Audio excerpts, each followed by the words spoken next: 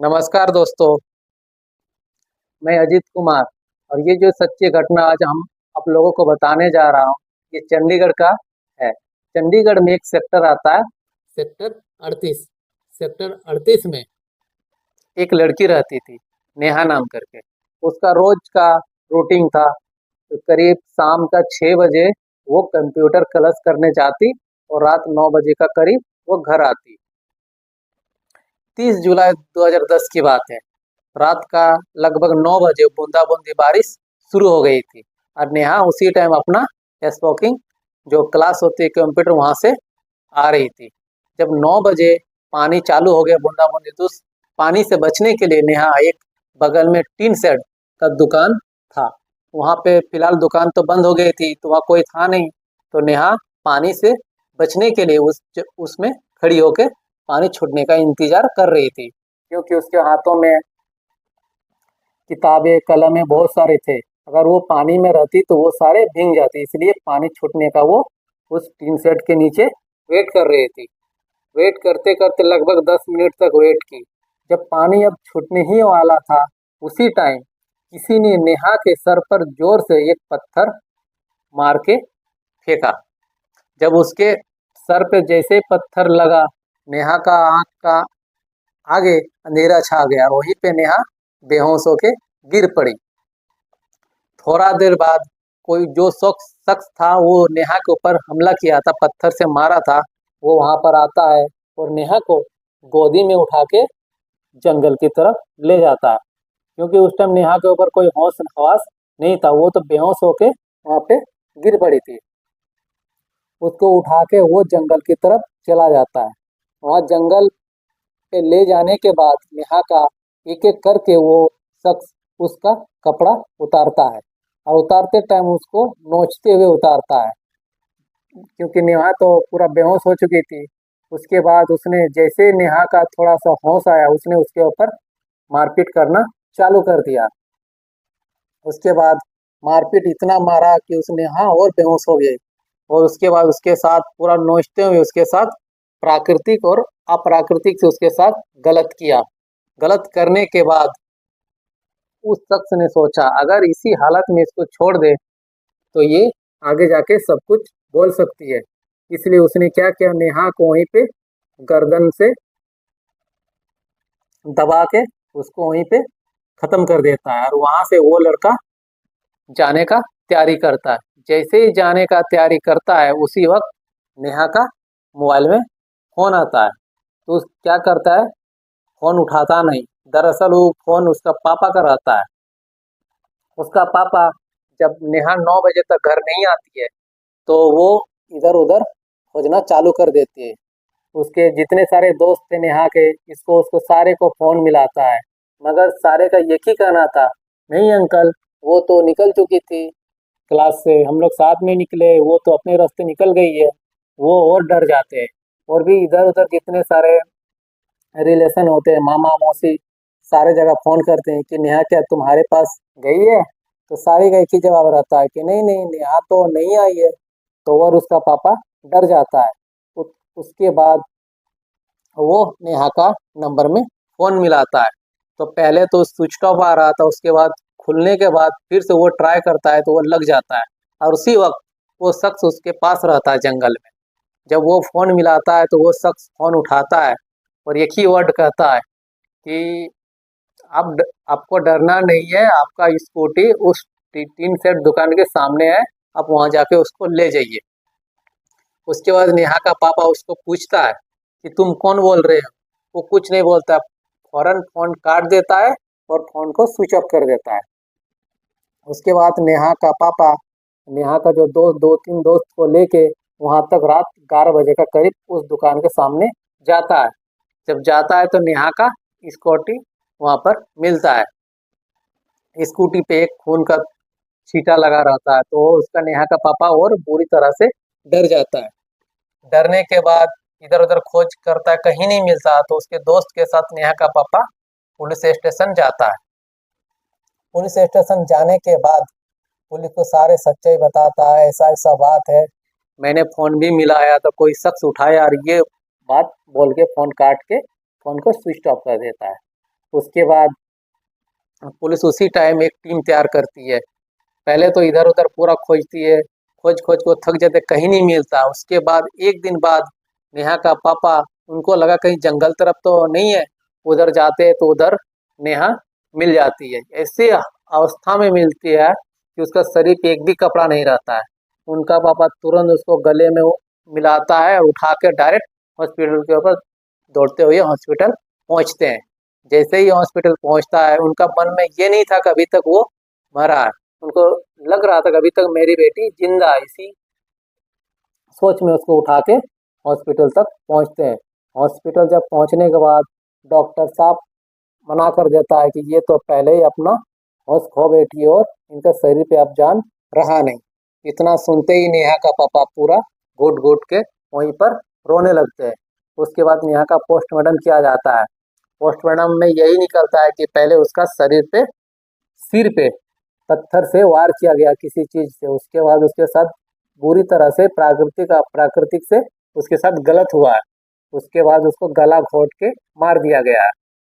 उसके बाद पुलिस तक ये बात पहुंची है तो पुलिस पूरी तरह से एकदम पूरा मायूस हो जाता है। ये सोचती है कि आखिर ऐसा किसने अंजाम दे सकता है इतना बुरी तरह से।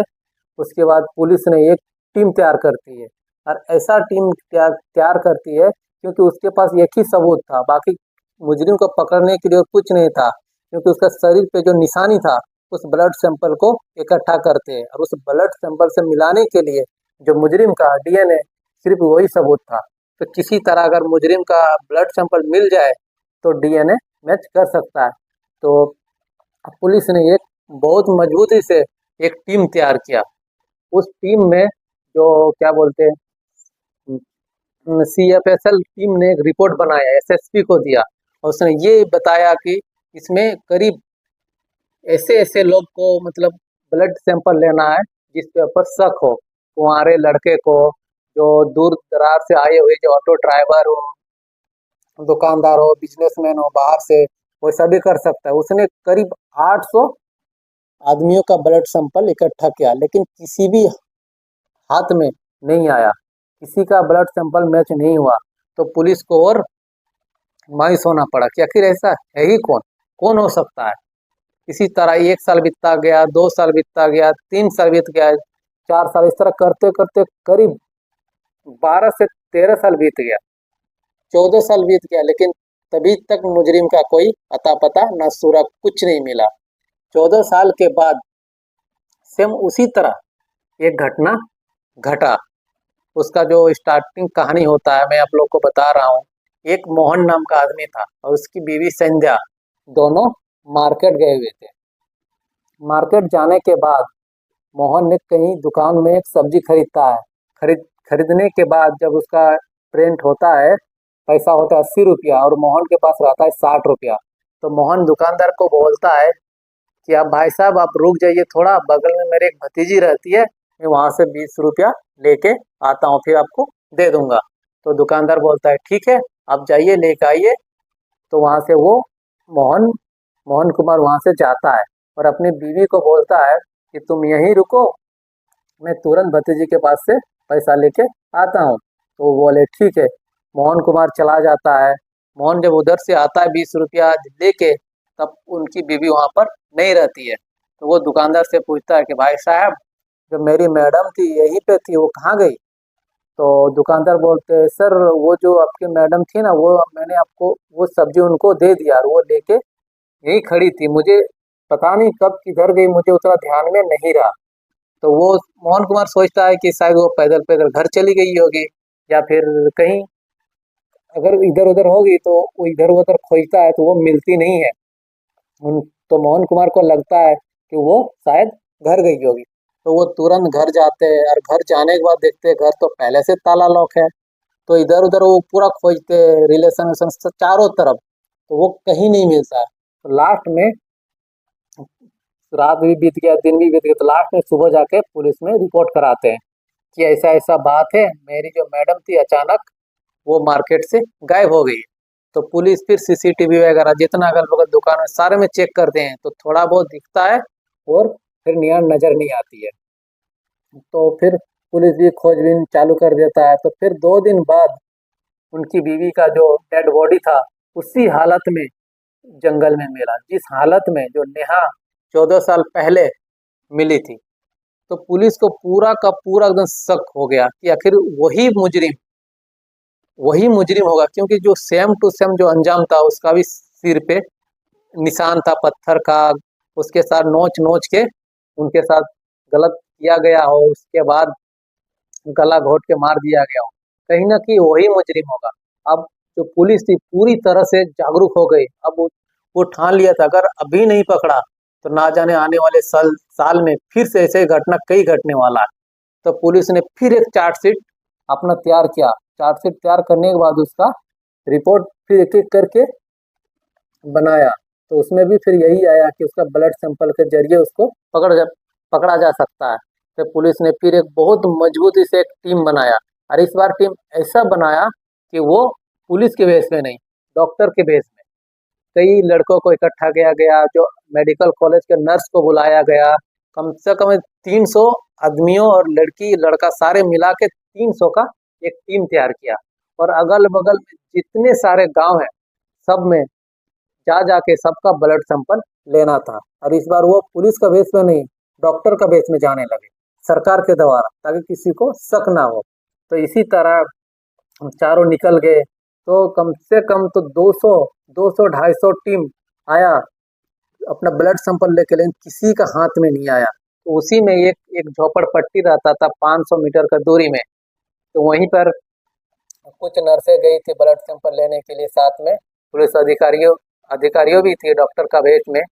वहां जाने के बाद एक घर घुसता है, झोपड़पट्टी। वहां जाने के बाद एक मोनू कुमार नाम का लड़का रहता है और उसकी एक बूढ़ी मम्मी।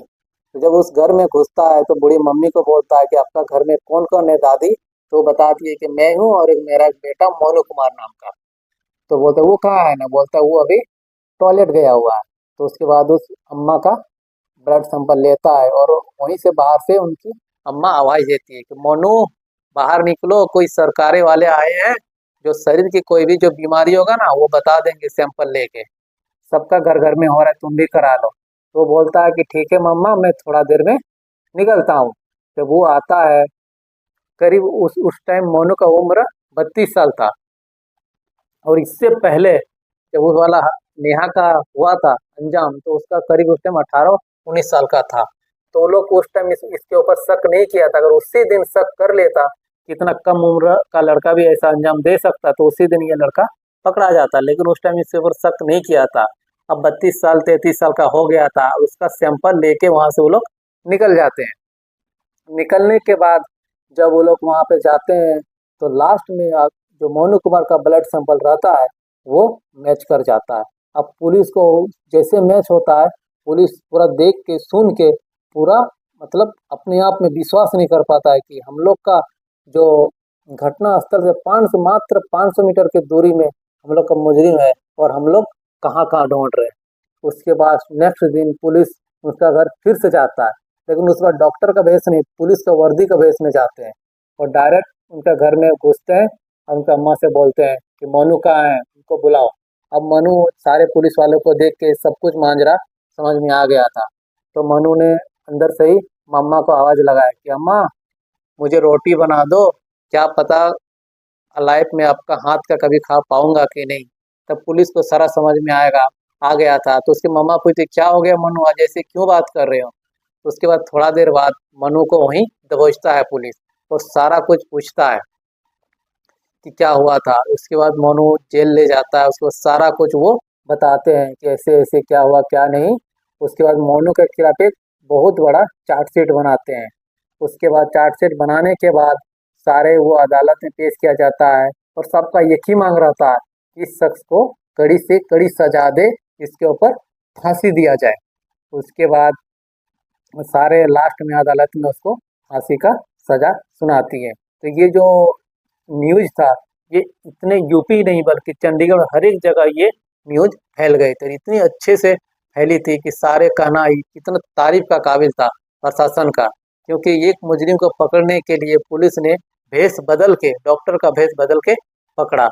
तो दोस्तों इस कहानी का सुनाने का जो मेरा उद्देश्य है, किसी का दिल दुखाना नहीं है, बल्कि आपको जागरूक और सचेत करना है कि हमारे आस पड़ोस में ऐसे ऐसे शख्स भी रहते हैं। तो हर एक छोटी छोटी चीज़ों पे ध्यान देना है और अपने बच्चों पे, घर पे सारा चीज़ को ध्यान में रखते हुए धीरे धीरे आगे बढ़ना है। तो तब तक के लिए जय हिंद, जय भारत।